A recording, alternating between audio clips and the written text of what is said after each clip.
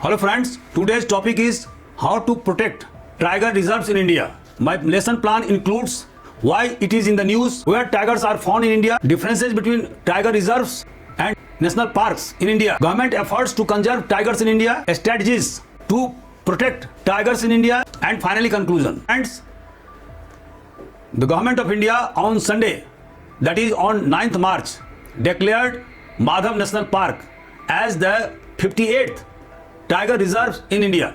This tiger reserve is located in the Shivpuri district of Madhya Pradesh. It is inhabited by 5 tigers as of now, and the government of Madhya Pradesh is planning to introduce 2 more tigers in the Madhav National Park. The government has made strenuous efforts to increase the population of tigers since 1970s. Friends, in 1973, the government launched Project Tiger because of the dwindling population of tiger in India. In 2010, the population was 1706, which increased to 3682 in 2023. It means that within a decade, the population of tiger in India doubled. It should be noted that more than 75% of tigers are living in India. Apart from India, there are also 12 countries like Russia, China, Nepal, Bhutan, Bangladesh, Myanmar, Laos, Malaysia, Indonesia. These countries have also tiger population, but they have very thin numbers. Countries like South Korea, Afghanistan, Kazakhstan have become extinct in tiger population. The increasing population of tiger is beneficial for the better ecosystem and also for huge revenue generation through ecotourism.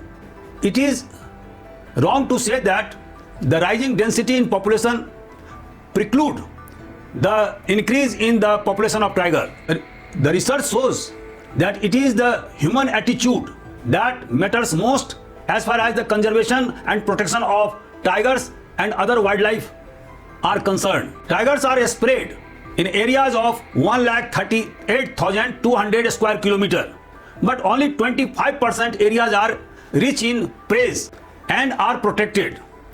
75% areas are not so much rich in herbivorous. Around 45% of tiger populations are habited along with 60 million human population. So there is need to protect them. Tigers disappeared in India in late 70s and in other Asian countries because of the increasing urbanization, increased armed conflict, and depletion of forests, fragmentation of habitats. In India, habitat is not a constraint. It is the quality of habitat that acts as a constraint upon the growth of the population of tigers. Now, question is where tigers are found in India in abundance. Friends, if you locate in the map of India, you will find that it is moist, deciduous and dry deciduous forest which are the better place for habitation of tigers. Areas which have annual precipitation of more than 100 cm, annual rainfall to 200 annual rainfall, and areas having annual precipitation between 50 cm to 100 cm rainfall have greater numbers of tiger population. For example, Kanha National Park, Pench National Park in Sivni district of Madhya Pradesh, Bandhavgarh in Madhya Pradesh, Simlipal in Odisha. These tiger reserves are in the moist deciduous forest. Similarly, the dry deciduous forests areas are also better suited for the tiger population, and the important areas are Ranthambore tiger reserves, Panna in Madhya Pradesh, Sariska in Rajasthan, and Madhav National Park, which has been declared now as the 58th tiger reserves in India, also located in Madhya Pradesh. Apart from moist and dry deciduous forests, tigers are also found in semi-evergreen forests like in the slope of Western Ghats, Andaman Nicobar Islands and Northeast India. Important tiger reserves are Periyar in Tamil Nadu, Namdapha and Manas in Assam. Tigers are also found in mangrove forests like in Sundarban Delta. These tigers have become adept in swimming and they prey on fishes and crabs. Tigers are also found in the foothills of Himalayas like in Uttarakhand and Arunachal Pradesh. For example, Jim Corbett have a better habitation for tigers. The key determining factor for the growth of tiger population are availability of water, prey density and forest cover. If there will be dense forest, then it would not be suitable for the habitation of tigers.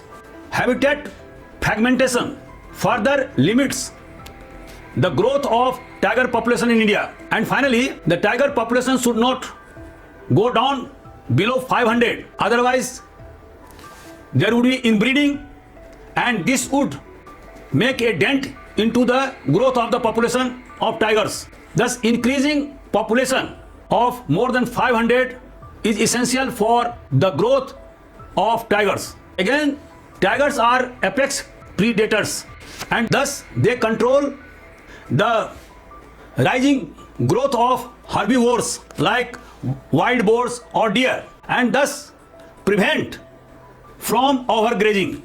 This ensures healthy forest cover, maintains soil fertility, store sufficient carbon and maintain diversity. Now the question is, what is the difference between national parks and tiger reserves? Friends, while all tiger reserves are national parks, all national parks are not tiger reserves. For example, in India, there are 100 national parks, but the number of tiger reserves are only 58 after the inclusion of Madhav National Park as tiger reserve. Secondly, tiger reserves are meant to protect and conserve the population of tigers, while national parks are meant to preserve the diversity and the growth of wildlife and biodiversity. Tiger reserves have core buffer zones. It means that the core areas are prevented from any human activity. There is a limited tourism allowed inside tiger reserves for the purpose of ecotourism and for increasing revenues.